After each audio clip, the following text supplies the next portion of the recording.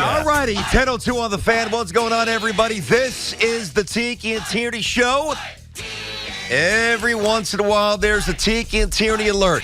And I think today is one of those days I've got to alert the city. I've got to let people know, Tiki. I've got to let people know. I've got to crank this up, Kramer. Thank you, sir. I've got to let people know, first of all, thank God that miserable 9-game losing streak is over. Couldn't stand losing to the Nets. But that's the small potatoes. At the end of the day, that's really nothing. That's actually relatively trivial. What I would like to tell Knicks fans today, and Knick dissenters as well, that the New York Knicks have a chance to do something and mess around with something they haven't done in quite some time. You know what that is? What is that? You're going to think I'm nuts. Yes, I know I am. Get to the Eastern Conference Finals. What? You're going to no one's going to buy this. Dude, and that's fine. And let me tell you why everybody's wrong. Brakes. Okay. Go ahead. Are they tough? Yes or no? Yes. Are they smart? Tougher. Yes or no? Yes. Now. Okay. Oh, well, obviously, it's all based on now. We're not talking about Amari Stoudemire's team. No, I mean, just the team last year. It wasn't very smart. That's true.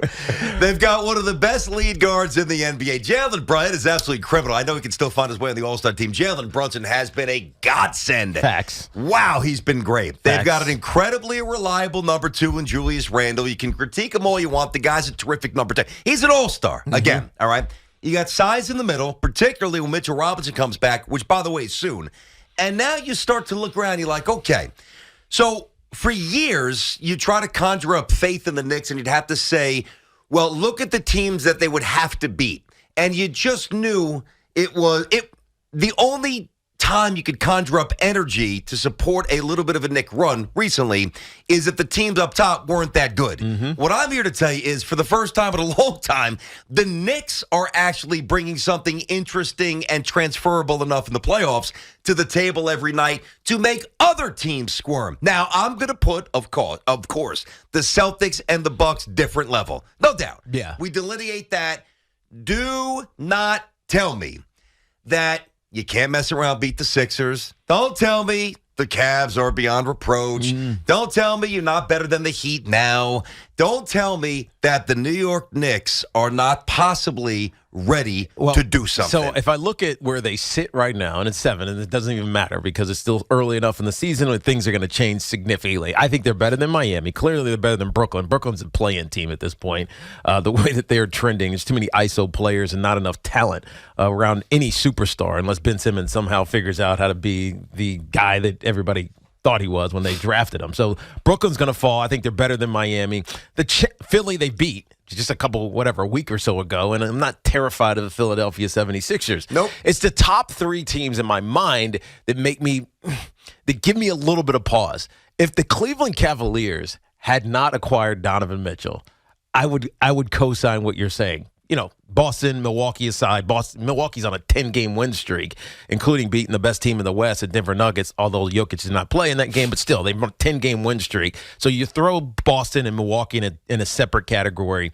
And if you're talking now, top 3, 4, the reason I feel a little bit hesitant to throw this Nick Love out there currently is because the Cleveland Cavaliers feel like they have so much potential to even be better than they are right now. Cleveland is 38-22 right now. Donovan Mitchell's got a 20.8 22.8 PER. He's averaging 27 points. On any given night, he could drop 40 to 50. If they didn't have that difference maker, and I don't know if the Knicks have that guy. Jalen Brunson's had 40 points 3 times, 30 plus 15. I don't know give if the man they a little have respect. That guy when it matters. And he did it in the most. playoffs a year ago, Brunson. He's a big game kid. That's what holds me back. Are they getting right? Yes, because they're getting guys that fit what Tibbs is trying to be. Josh Hart is that player. You know what I mean? Jalen Brunson is a creator like you haven't seen in Knick history in a long time, dude. And you're hitting on Julius Randle.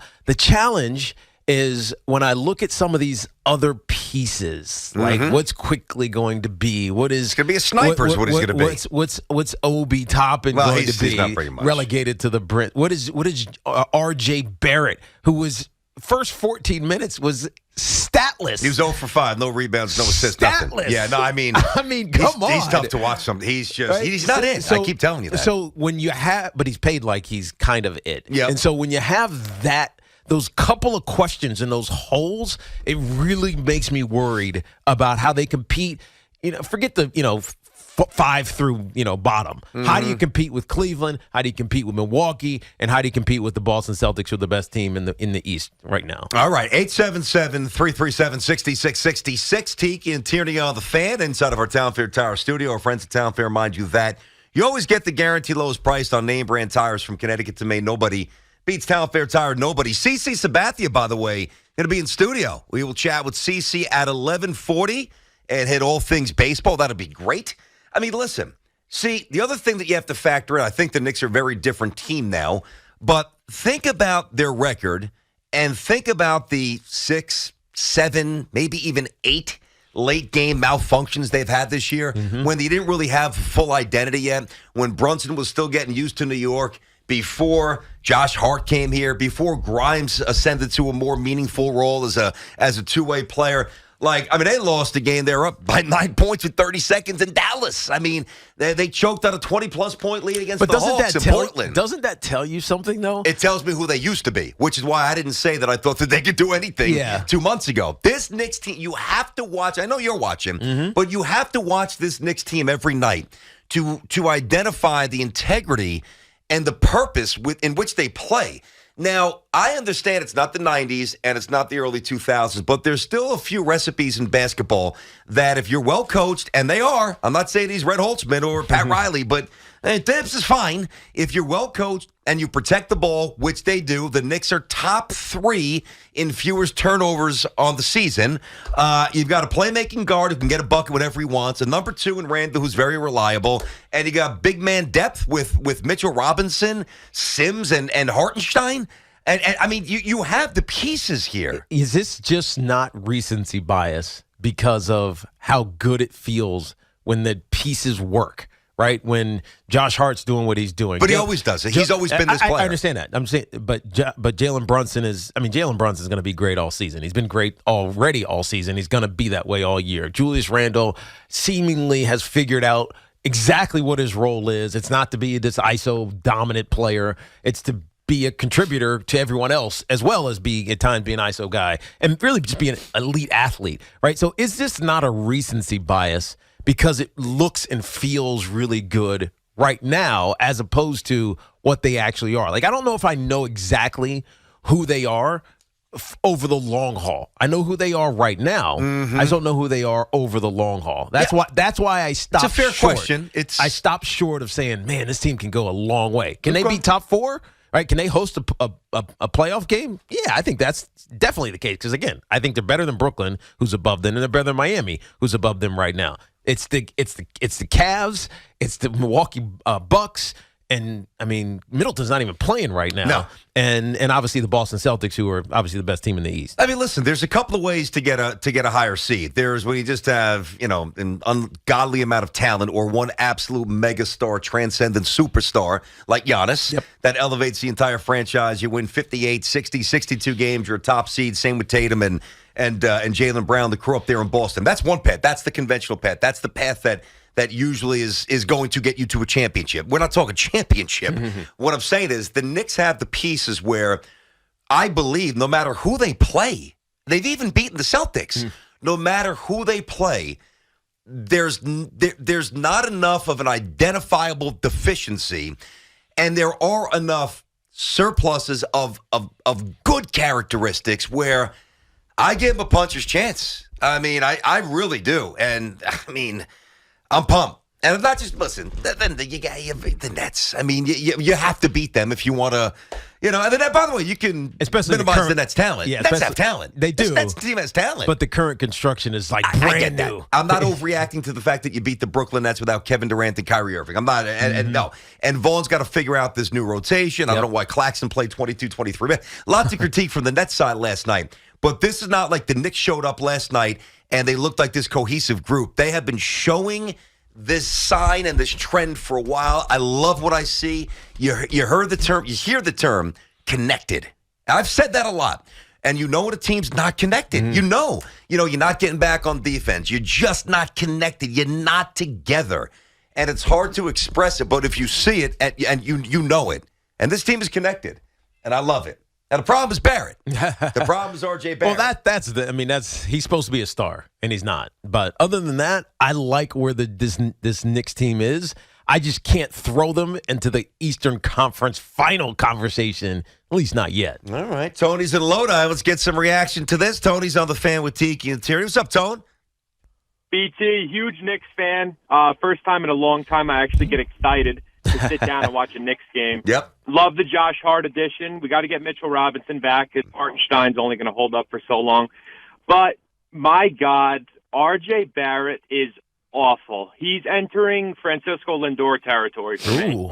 I mean, he's not chirping back at the fans. I wish he was as good as Lindor. I can't go there yet. Oh, God. I wish he was as good as Lindor. I wish. BT, I'm not a basketball expert, but correct me if I'm wrong. Every time this guy chucks up a three, it looks like he's reinventing his own shot. He's a horrible shooter. Yeah. He's not a natural shooter. You know what it is? He's not a natural shooter. He's just not. You know, there's some guys. I'll give you a good example. I don't know if you watch golf. Patty Harrington's won a bunch of majors, right? Really world-class player when he was younger. But he's got this swing that has no oil in it. Yeah. It's like he's got to be he's like a grinder. Because his first name is actually Patrick. Yeah. So, as compared to some of these other guys that have these buttery swings coming out of the womb, R.J. Barrett just doesn't have any oil in the shot. I mean, it's just not there. It's tough to watch, man. But, again, I am excited. Jalen Brunson is the best free agent signing the Knicks have had since I've been alive. Ever. So I'm pumped. Ever. Let's go, Knicks. Good talking Tony. to you, boys. Attaboy. So we start with a little Barrett shade, yes, which really is a big piece of the puzzle. If he's going to be in the starting lineup and throw 24 minutes out there, it's a hole, right? It's an offensive hole. I'm not saying he's a bad defender, but he gives the effort. He's just not a great defender. No. So what do we offer? What is he offering? And so unless he's replaced in the starting lineup and he becomes that bench guy who leads that second unit and maybe he finds his way there, there's just too much.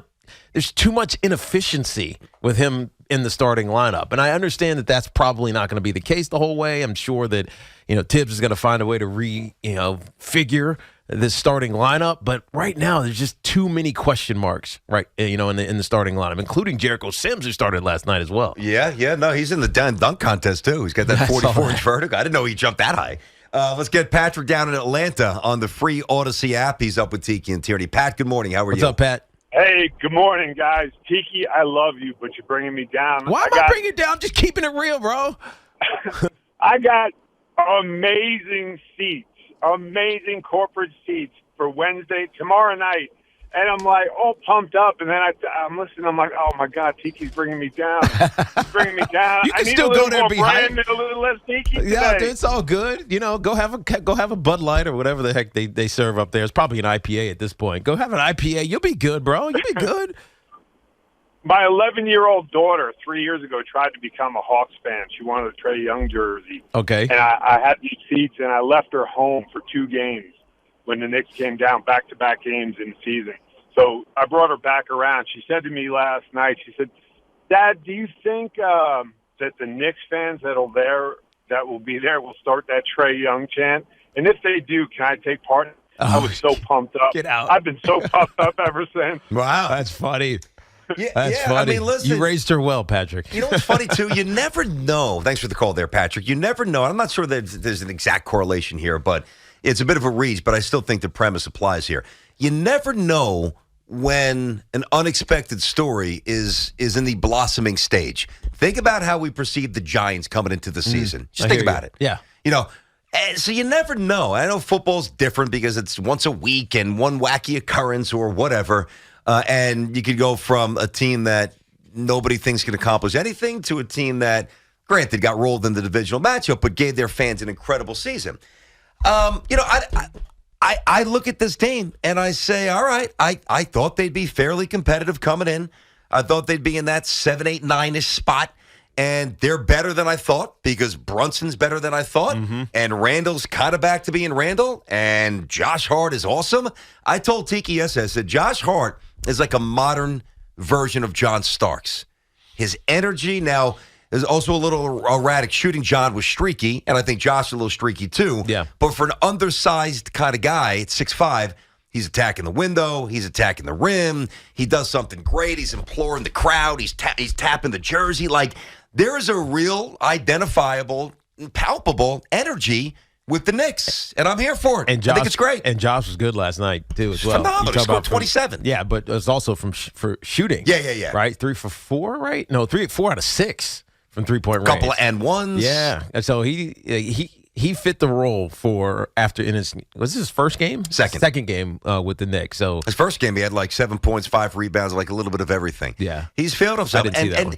And for so many years, like I would watch the Knicks and like, lose. I don't need to watch this stupid post-game press conference on MSG, Mm-hmm. But now I notice I'm hanging around a little longer and I'm listening to that's why I use the word connected and connectivity with this team. The way they speak about each other, whether it's Rose about Hart and their days at Nova or Hart about Brunson saying that Villanova needs to make a statue of him next. They just retired his number, as you know, but he's like, his kid's the best player in the history of Villanova.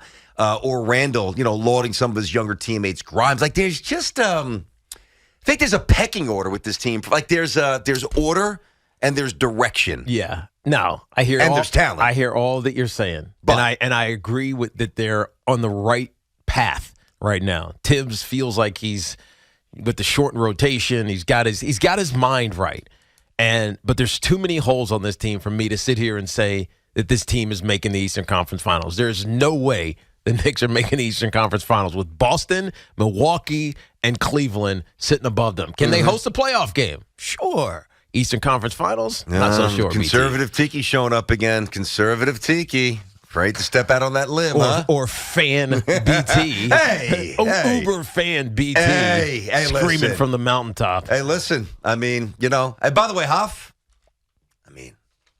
told you. Told you. What? You know what I told you. That I'd be Debbie Downer? No. Told him the Nets. I said, yes, yesterday. Yeah. $100. A lot of people hit me up on Twitter about that. Yeah, they knew. Yeah, he's ignoring you. Yeah, I know he is. So I think this Knicks team could go pretty far. And I know it sounds outlandish. That's fine. I'll own it. Now, of course, Boston's better. Of course, the Bucks are better. Don't tell me with a little luck and some real execution, which they're giving us, that the Knicks can't make a run. And I said it. Eastern Conference. I'm not saying to the finals. To the conference finals, puncher's chance? Yeah. I'll put my name next to that. That's fine. 877-337-6666. CC Sabathia in the house at 1140. Talk all things baseball. He's in the league office, so some of the rules changes. Of course, we'll get into the Yankee stuff.